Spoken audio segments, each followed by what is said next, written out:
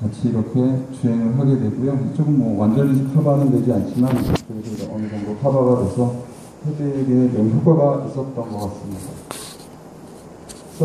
서비컬 플렉서스 블럭에 대한 건데 마찬가지로 이렇게 C스파인이라고 마킹해놓고 있죠. 랜드마크가 되는 것은 C4의 포스테리어 투버클이 되겠습니다. 그 다음에 SCM 머슬이 또 랜드마크로 사용이 되고 여기서 이제 한 번 더 나아가게 되면 롱구스 카피티스 머슬이 또 하나의 랜드마크로 작용할 수 있습니다. 교과서적으로는 C4까지 이제 들어가서 약을 주게 되면 딥 서비컬 플렉서스 블럭이 되고 그 다음에 SCM 아래로만 들어가게 되면 슈퍼피셜 서비컬 플렉서스 블럭이 됩니다. 그래서 조금 더 들어가면 심파테틱 블럭 같이 되기 때문에 요즘에는 그 같이 하고 있고요. 도플러 매핑을 하면 이렇게 롱구스 카피티스 머슬까지 들어가는 게 보이고요. 그래서 그레이터 오리클라 너브와 레스 옥시피셜 너브 블럭 할 때 이런 방법을 사용하고 있습니다. 랜드마크가 되는 것이고요. 그 다음에 브라키얼 플렉서스 블럭을 많이 사용합니다. 그래서 지금 소개해드리는 거는 사실은 우리가 이제 저장하는 방법에 대해서 하는데 이걸 이용해서 이제 제가 많이 하는 것만 소개를 해드리려고 합니다. 실제로. 그래서 라이트 숄더에서 브라키얼 플렉서스 블럭을 하는데 이제 랜드마크가 되는 거는 SCM 머슬과 안테리어 스칼렌과 미들 스칼렌이 되겠습니다. 이렇게 일렬로 된 상태에서 보통은 C7 포스테리어 투버클 밑부분에서 시행하고 있습니다. 그래서 인젝테이트가 퍼지는 게 보이고요. 그 다음에 또 중요한 것은 제가 알았던 건 이제 모터 블럭을 반드시 내가 시켜야 하면 이런 식으로, 죄송합니다. 메디얼 투 라테럴, 그러니까 환자의 메디얼 부분에서 라테럴 부분으로 이렇게 바늘이 진입하면 조금 더 너브 블럭이 일정하게 나오는 것 같습니다. 반대로 라테럴 투 메디얼을 할 수 있는데 이런 경우는 조금 모터 블럭이 일정하게 나오지 않는 것 같아서 잠깐 소개해드렸습니다. 어깨 부분에서 라이트 숄더에서 슈프라 스카플라 너브 블럭 많이 시행하는데 이렇게 스카플라 노치를 랜드마크를 해서 인젝테이트를 이렇게 도플러 매핑에서 증거로 저장합니다.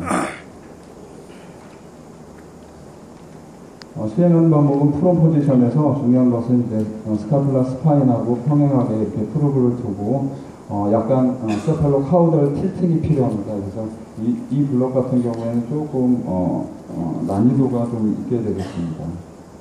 그 다음에 이제 소라식 파트에서는 소라식 파라버테브랄 블럭을 많이 하고요. 그 다음에 이렇게 스피노스 프로세스고 트랜스버스 프로세스 사이가 되겠고요. 파라버테브랄 컴파트먼트가 되겠습니다. 그래서 이렇게 위쪽으로 흐르는 매핑이 없죠. 아래쪽에만 있고 여기는 이제 미러 이미지 아티팩트가 되겠습니다. 렁이 되겠고요. 그래서 랜드마크가 되는 것은 인터널 인터코스탈 멤브레인이고 우리가 이제 블라인드로 할 때 퍼핑을 느낄 수 있는 곳이 되겠습니다. 그리고 여기가 파라버테브랄 스페이스가 되겠고 보시다시피 도잘 레이무스나 벤트랄 레이무스, 심파테틱 블럭까지 같이 되기 때문에 이용합니다. 그 다음에 이거는 이제 많은 얘기가 되겠지만 인터람이나 에피드랄 블럭도 시행하고 있습니다. 니들이 그렇게 지나가고 그다음에 마찬가지로 도폴라 매핑을 해서 에피드랄 스페이스에 퍼지는 것을 관찰할 수가 있습니다. 중요한 것은 프롬 포지션으로 시행하고 보시다시피 파라메디안 오블리크 스캔을 한다는 것이 중요한 점이 되겠습니다.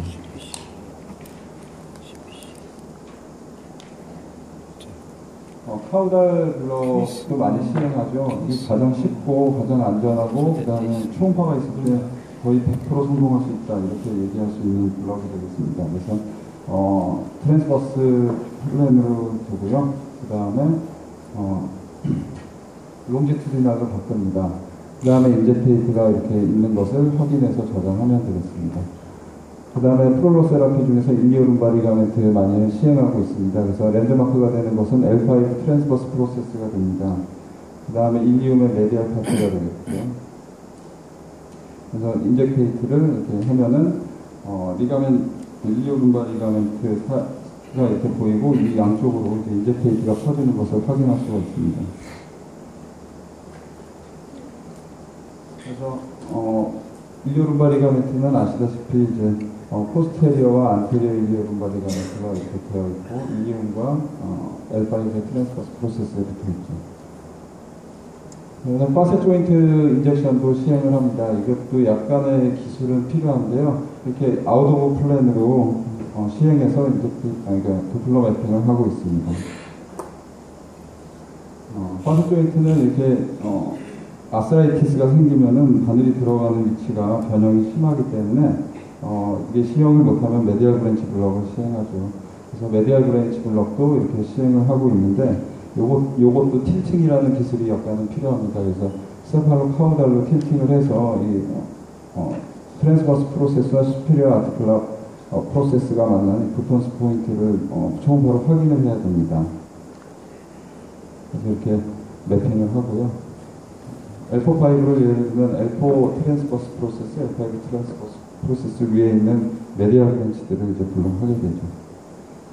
그 다음에 세이크로 일리악 조인트 인젝션도 하게 됩니다. 마찬가지로 이것도 이제 오스테오 아스라이티스가 있으면은 인젝션 하기가 쉬운 곳은 아닙니다. 그래서 여기서 이제 중요한 것은 우리가 초음파로 확인하는 것은 그림이 빠져버렸네요. 빠졌는데 여기서 이제 중요한 거는 S3 포라멘 부위에 있으면 이런 보니 튜버 일리움이 이렇게 조인트를 가리는 부분이 없어집니다. 그래서 초음파를 하실 때는 S3 포라멘을 물고 약간 라테랄을 로테이션 시켜서 이렇게 같이 물어가지고 인젝션을 하면 조금 편리하게 됩니다. 죄송합니다. 슬라이드가 빠졌습니다. 그 다음에 사이아틱 너브 블럭도 많이 시행하는데 일반적으로 이제 글루티알 리전에서 하는 게 아니라 파플리티얼 포션에서 시행을 하고 있고 이거 모터 블럭이 되기 때문에 환자가 이제 풋드럭이 올 수 있다는 것을 얘기를 해주고 걸을 때 반대편으로 내려오라고 얘기를 해주셔야 됩니다. 그래서 시행을 하고 있고요. 인젝테이트는 이렇게 확인을 합니다. 그래서 아나토미를 보게 되면은 바이셉 피모리스 롱헤드와 그 다음에 그 아래에 있는 사이아틱 너브를 이제 블럭을 하게 되겠습니다. 랜드마크는 퍼플리티얼 아터리가 되겠습니다. 이것도 니 환자에서 많이 시행하는 블럭이 되겠습니다. 사페노스 너브 블럭이 되겠고 메디알 파트에 환자가 패스 안세린 부분에 이제 통증을 호소하는데 패스 안세린의 버사이티스가 실제로 초음파를 봤을 때 없을 때는 이 블럭을 시행하면 조금 효과가 있습니다. 그래서 소개를 해드리겠습니다. 그래서 살토리우스 머슬은 바스투스 메디얼리스하고 접해 있죠. 그래서 먼저 이것을 확인한 다음에 이 아래다가 인젝션을 해주면 되겠습니다. 근데 그 이유가 되는 것은 이게 살토리우스 머슬을 조금 아래쪽으로 내려가게 되면 카우달 방향으로 내려가면 이 그라실리스가 텐던으로 되고 살토리우스도 거의 텐던처럼 변하게 되는 곳이 있습니다. 바로 아래에 사페노스 너브가 있는데 관찰하다 보면 오스테오파이시 여기가 심하게 있어서 임핀지가 잘 일어납니다. 그래서 이쪽을 하이드로 다이섹션을 시켜주는데 온리 센서리이기 때문에 볼륨을 충분히 주셔도 도움이 많이 됩니다. 그 다음에 숄더에서는 스피나투스에 이제 이런 텐디노시스가 있을 때 프로로세라피를 시행하고 인트라 아티클라에 25%를 주고요. 그 다음에 바깥 서브델토의 버사에는 이제 15%를 줘서 양쪽에서 이제 프로로세라피를 하고 있습니다. 그 다음에 니에서는 PCL 프롤러를 많이 시행하고 있습니다. 그래서 PCL 프롤러 같은 경우에는 이렇게 PCL이 이렇게 보이고 두께를 측정할 수가 있기 때문에 거기서 프롤러를 시행하고 있습니다. 이런 식으로 보는데 니들이 이렇게 각이 스티프하게 되면은 니들이 잘 관찰되지 않는 단점이 있기 때문에 그곳은 니들이 안 보인다고 너무 실망하고 안 하시지 마시고 니들을 보이게 하는 몇 가지 방법들이 뒤에서 소개될 겁니다. 그 다음에 익스텐서 폴리시스 롱구스에 이제 텐디노시스가 있었던 환자가 되겠습니다. 이런 텐던이 하이포에코익 스웰링이 이렇게 보이고 피브릴라 패턴이 소실된 이런 환자에서는 인젝션을 그렇게 보고 하겠죠. 그런데 이제 중요한 것은 이런 머슬 중에서 이제 아고니스트, 안타고니스트, 시너지스트 이런 머슬들, 그 다음에 스테빌라이저 머슬들이 있는데 이 손가락 부분은 환자한테 손가락을 움직이라고 해가지고 안타고니스트 머슬을 TPI 해주는데도 이제 초음파가 유용하게 쓰일 수가 있습니다. 이제 저장에 대해서 잠깐 소개하겠습니다. 저장은 저는 이제 에버노트라는 프로그램을 사용하고 있고요. 에버노트에는 이제 노트북이라는 게 있어서 거기에다 그냥 자료를 다 저장하게 됩니다. 그 다음에 태그가 있기 때문에 태그에서 위에 보시는 바와 같이 이렇게 아까 10가지로 나눈다고 하지 않았습니까? 그래서 서비컬, 뭐 숄더, 엘보 이런 식으로 해서 나눠서 저장을 한 거고요. 한 1년 7개월 정도의 데이터가 되겠습니다. 그래서 이런 식으로 저장을 합니다. 그래서 나눠서 저장하게 되면 나중에 선생님들이 보실 때 자료를 내가 정리하고 싶다거나 그럴 때 많이 이용하게 되고, 나중에 우리가 만약에 쇼파를 우리들이 학회를 만들어서 어떤 자료를 공유할 때 어떤 중요하게 쓰일 것 같습니다. 판독 방법은 아주 간단하게 하고 있습니다. 그래서 어떤 변경이 있는 것에 대해서 먼저 구술을 하고요. 그 다음에 리전에 대해서 구술을 하는 방법을 사용하고, 그 다음 에코제니시티를 설명하고, 그 다음에 어떤 피브릴라 패턴의 소실이라든지 스웰링에서 이제 판단에 대해서 구술하고요. 본 같은 경우는 코티칼 이레귤라리티라든지 오스테오파이브로시스 곤리전 이런 것들을 설명을 하고, 프랙처가 혹시 있는지는 이런 식으로 구술을 하겠습니다. 그래서 이게 리브 파텔라 텐던이 이렇게 되겠습니다. 이런 지금 이제 리딩을 어떻게 하냐면 사이즈를 꼭 구술을 해줘야 됩니다. 메스 같은 경우는. 그래서 사이즈를 구술을 하시고, 그 다음에 안에 그 시스템 메스가 파텔라 텐던 위에서 관찰된다. 이런 식으로 이제 리딩을 하고요. 그 다음에 이렇게 텐던이 피브릴라 패턴이 소실된 부위가 이렇게 있습니다. 그래서 이 부분은 이렇게 이런 식으로 구술을 하겠습니다. 패턴은 다 이런 식으로 저는 구술을 하고 있고요. 그 다음에 지금 같은 경우는 이제 라테랄 이렇게 콘다일에 이렇게 본이 스퍼처럼 보이는 게 있는데, 코티칼 이레귤라리티가 라테랄 이렇게 콘다일에 보인다. 이런 식으로 일단 구술을 해놓고 저장을 해놓고 있습니다. 환자에게 설명하는 것은 되도록이면 쉽게 설명을 해야 되겠고, 이해하기 편하게 해줘야 됩니다. 그래서 좌우에 병변과 정상 부위를 비교하는 게 가장 쉬운 방법이 되겠고요. 그 다음에 진단 기준을 먼저 환자에게 제시를 해주고, 측정해서 이게 만약에 더 높으면 문제가 있으니까 치료를 해보자 하고 설득하는 방법이 되겠고요. 힘줄은 뭐 하얗게 보이나 까맣게 부으면 병이 심하다. 그리고 연속되면 끊어진 문제가 있다. 이런 식으로 쉽게 설명하시면 되겠습니다. 이것은 메디알 에피콘다일의 이제 텐던, 커먼 플렉서 텐던인데, 보시다시피 에코제니시티가 굉장히 하이퍼하고요. 그 다음에 피브릴라 패턴이 소실되어 있습니다. 반대쪽하고 비교하면 눈에 띄죠. 반대편하고 비교하면 이제 크기가 차이가 나니까요. 이건 하고, 그 다음에 숄더에서는 진단 기준으로 제가 외워서 환자들한테 얘기하는 것은 이 세 가지가 됩니다. 그래서 서브 아크로미아, 서브 델토이드 버사 2mm 이상 되면 문제가 있는 거고요. 텐디노시스 같이 텐더는 보통 6mm 이상 증가되지 않습니다. 그래서 6mm 이상 되면 텐디노시스가 있다. 그 다음에 아크로미의 휴머럴 디스턴스가 7mm 이상이 돼야 되는데, 만약에 떨어지게 되면 라지 커프 티어나 로테이트 커프 머슬에 아트로피가 있기 때문에 이게 서저리를 해도 아웃컴이 좋지 않다. 이런 것을 설명해 주고 있습니다. 그 다음에 카팔 터널 신드롬에서 많이 쓰는 것은 플라토닉 레이쇼를 쓰고요. 그 다음에 힙 같은 경우에는 이제 안테리어 펜츄리아 디스텐션 하는 그 단위를 쓰고요. 그 다음에 니에서는 PCL 아까 나왔죠. 7mm 이상 되진 않습니다. PCL에는 이상 되면 문제가 있는 것이고, 그 다음 하이알린 카틸리지는 이제 OA가 얼마나 심한가 볼 때 2mm 미만이 되면 많이 달았다. 이렇게 얘기해주고요. 그 다음에 풋 같은 경우에 이제 플란타 파샤이티스가 있을 때 보통 4mm 미만이 되는데 3mm 이상 되면 문제가 있다. 이렇게 얘기해 주는데, 이런 진단 기준은 사실은 뭐 확실한 진단 기준은 아닙니다. 그래서 하지만 이제 참고할 때는 도움이 되니까 소개를 해드립니다. 이런 경우에는 이제 실제로 여기가 이제 좁아지다가 여기만 넓어져서 이게 이퓨전이 있는 거 아니냐 이런 생각을 해본 거고, 1.5mm밖에 안 됩니다. 진단 기준 2mm에 미치지 못하지만, 만약에 다른 병변이 없고 이것만 보인다면 그래도 이곳을 치료하게 됩니다. 이거는 이제 스피나투스 텐던인데 이렇게 6mm가 진단 기준인데 지금 7.6mm가 되죠. 이런 경우는 프로로세라피를 시행하게 됩니다.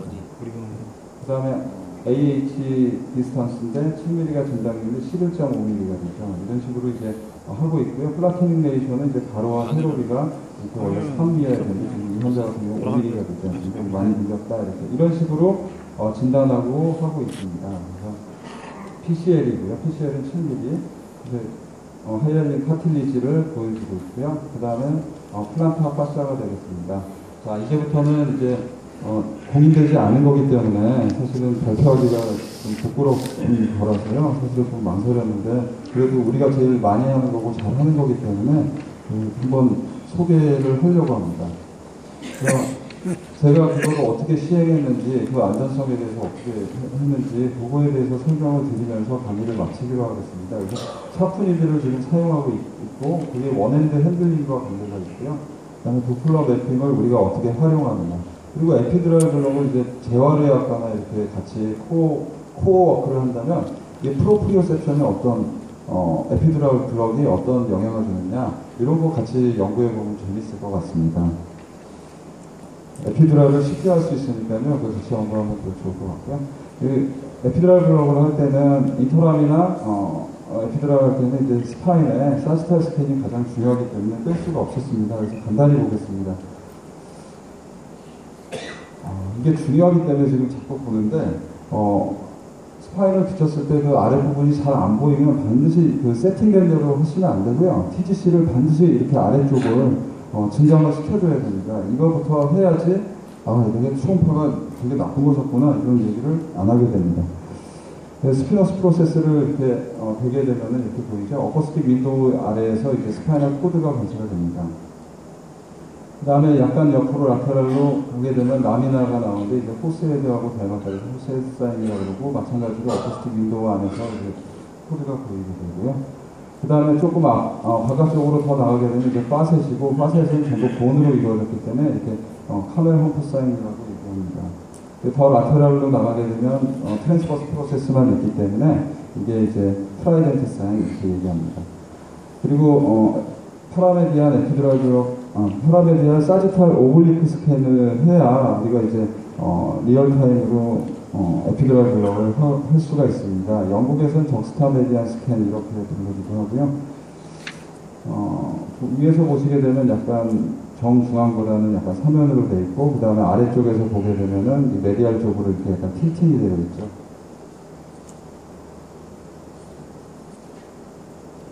그래서 아까 처음에 보여드린 사진입니다. 파라메디안, 그 다음에 오블리크 스캔이 되겠고요. 그래서 처음에 논문을 제가 확인한 것은 이제 닥터 카마카가 에피시오 오토 디텍티드 시리즈를 이용한 이 논문이었습니다. 그래서 이 논문은 지금 보시다시피 환자를 라테럴 포지션으로 두고요. 한 손으로 프로브를 잡고, 그 다음에 한 손으로는 시린지를 잡고 이렇게 에피드랄을 시행하는 모습이었습니다. 그래서 이대로 시행을 해봤죠.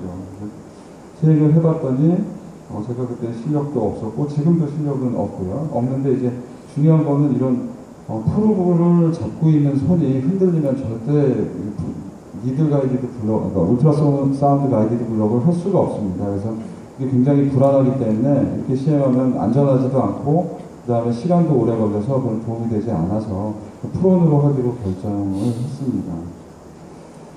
그 다음에 두 번째 토이니드를 사용해서 에피드랄 블럭을 이제 파라메디안으로 했는데요.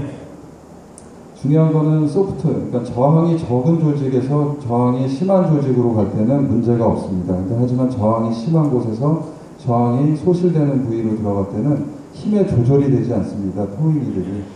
왜냐하면 초음파를 한 손 프로브를 잡기 때문에 한 손 가지고만 이제 니드를 운영해야 되기 때문에 이 조직 저항이 심한 리가멘트 플라붐에서 에피드랄 스페이스로 들어갈 때 힘이 조절이 안 되면 그냥 듀라를 뚫게 되겠죠. 그래서 이 니들로, 토이 니들로 몇 차례 시행해 봤는데 도저히 안전하지가 않았기 때문에 결국에는 그냥 이 뭐 특수 제작 주사침이 아니라 그냥 일반 주사침인 23게이지 6cm과 23게이지 10cm 니들을 사용하게 되었습니다. 그럼 너무 위험한 것이 아니냐 이런 생각을 저도 안 한 것이 아닙니다. 그리고 니들이 굉장히 스티프하게 들어갑니다. 그래서 이게 니들 팁이 정말 잘 보이지 않아서 우리가 소개된 이제 울트라사운드 가이디드 블럭 할 때 이런 특수 제작된 니들도 사용해 보았는데 보시다시피 끝이 굉장히 블런트하기 때문에 이것도 사용하기가 쉽지가 않았습니다. 결국에는 니들 팁을 잘 보는 방법밖에 없는데 제 잘 보는 방법은 이제 니들 프라이밍이라고 해서 우리가 에어백 때 이렇게 고기 빼고 그 다음에 시린지에다가 이제 물방울을 흘립니다. 그러면 이제 초음파에서 조금 잘 보이게 되겠고, 니들이 삽입되면 잘 안 보이게 되면 이제 니들을 좀 흔들어 보게 되죠. 그 다음에 마지막으로 잘 안 되면은 거기다 인젝 테이프를 조금 싸서 인젝 테이프가 조직을 부풀리는 것을 확인하는 방법으로 이제 니들 팁을 확인을 했습니다. 그래서 처음에는 어려웠지만 이제 자꾸 보다 보니까 니들 팁은 꼭 발견할 수가 있다. 그리고 초심자들은 할 때 주의해야 될 건 니들 팁이 보이지 않으면 절대 진입하면 안 됩니다. 움직이시면 안 되고 니들을 바꿔서 다시 끼든지 해야 됩니다. 그리고 마지막으로 조금 어려웠던 건 인펙션 컨트롤에 대한 겁니다. 그래서 인펙션이 문제가 되기 때문에 결국에는 이제 페가덤을 여기다 붙이고 그 다음에 히비탄이라는 이제 우리가 알코올과 거의 비슷한 분들 이제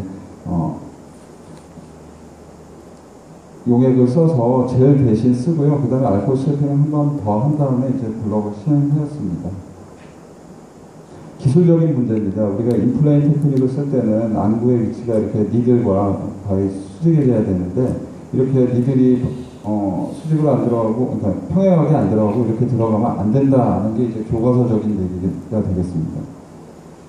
하지만 파라사지탈 오블리크 부위를 할 때는 이게 약간 기울어져 있기 때문에 바늘은 항상 이렇게 삐뚤어서 들어가게 되고요. 눈을 이렇게 두게 되면은 굉장히 어렵습니다. 그래서 하나의 팁이 되는 것은 이 가상의 선, 프로브의 가상의 선과 평행하게 바늘을 이렇게 넣는 것이 가장 쉬운 방법이 되고 진입할 때는 각도만을 이제 맞춰놓게 되겠습니다. 그렇게 되면 결국에는 이 자입점부터 멀어지면 점점 오블리크 스캔된 쪽으로 점점 프로브에서는 멀어지게 되겠죠. 위에서 그냥 봤을 때는. 그래서 이제 실제로 시행하는 동영상이 되겠고요.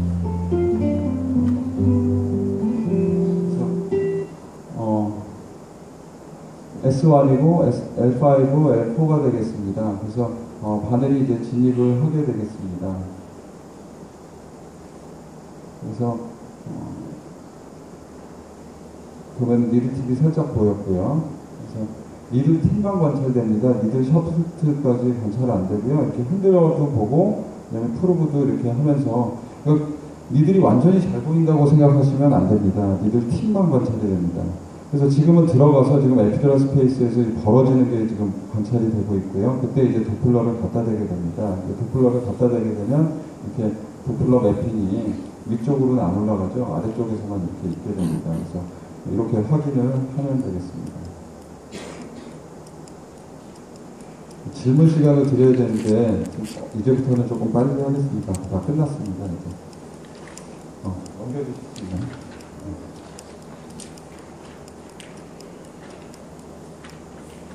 그래서 요약하자 그러면 이제 스킨은 히비탄 스프레이로 일단은 소독을 하는데 이때 이제 젤 대신에 쓴다는 것이고요. 알코올 수액을 한번 더하고요. 30게이지 1과 2분의 1 리드를 이용해서 스킨 인필트레이션을 시행합니다. 이거는 환자에게 통증을 줄여줄 뿐만 아니라 우리가 시행할 때 바늘에 자일 각도나 이런 것을 미리 이제 한번 보는 것입니다. 그리고 여기서 인젝테이트를 쏘게 되면 조직이 하이드롤라이제이션이 되기 때문에 초음파비면 더 투과도가 증가돼서 잘 보이게 됩니다. 그런 장점이 있고요. 그 다음에 23게이지 리드를 사용해서 파라메디안 어프로치를 인플레인 테크닉으로 시행합니다. 그래서 쭉 들어가다가 리가멘트 플라봉을 만나면 조직 저항이 증가되는 것을 이제 샤프니들은 쉽게 느낄 수가 있고요. 그때 이제 더 양압을 주면서 들어가게 됩니다. 그 다음에 이제 도플러 스캔을 이용해서 보게 되겠고, 요즘에 이제 생각하고 있는 거는 이 프리플로우 패턴이나 스팟 패턴, 그 다음에 디펙트 패턴 등을 봐서 이게 이제 시행하기 전에 어디 점이 있는가 이렇게 정확하진 않지만 처음에 한번 사전에 볼 수 있는 툴이 되지 않을까 하고 지금 저 혼자 하고 있습니다. 도플러 매핑은 이제 10에서 14cm/s로 맞춰놓으면 잘 보이고요. 인젝테이트를 디텍션하고 이게 법적인 어떤 증거가 됩니다. 그 다음에 이것은 이제 제 개인적인 의견이고요. 그래서 이런 패턴으로 나뉘고 있습니다. 요거는 이제 풀스크린 스티어가 있는지 보는 방법으로서 이렇게 인젝테이트를 쏘게 되면 이렇게 되는 게 이제 뚱딴지 같이 넣었고요, 제가. 그 다음에 이것이 이제 프리플로우 패턴이 되겠습니다. 그냥 쫙 다 보이게 되죠. 그 다음에 이것이 이제 스파 패턴입니다. 포스테리어 에피드럴 스페이스만, 포스테리어 에피드럴 파트만 이렇게 조금 나왔죠. 이런 경우에 어디전이 많지 않을까 이런 생각이 들었고, 근데 어떤 환자는 저게 조금 보이다가 프리플로우 패턴으로 바뀌는데, 그런 경우는 이제 포스테리어 에피드럴 리가멘트 이게 있어서 스파 패턴으로 보이다가 그 다음에 조금 더 들어가면 프리플로우 패턴으로 보이는 그런 패턴들이 있었고요. 그 다음에 이런 것이 이제 디펙트 패턴이 되겠습니다. 그래서 디스크나 이런 게 있을 때 조금 저런 패턴이 보이지 않나 지금 그렇게 연구 중에 있는 거고요. 아직 발표할 건 아닌데 미리 이런 것도 하고 있다 이런 거 소개시켜 드리는 겁니다. 요즘에는 이렇게 롱지튜디널만 보는 게 아니라 트랜스버스로 바꿔서 이쪽 면도 다시 재확인하고 있습니다. 그래서 이 사진이 또 나왔죠. 이 사진은 이제 초음파를 하다 보니까 그 피지컬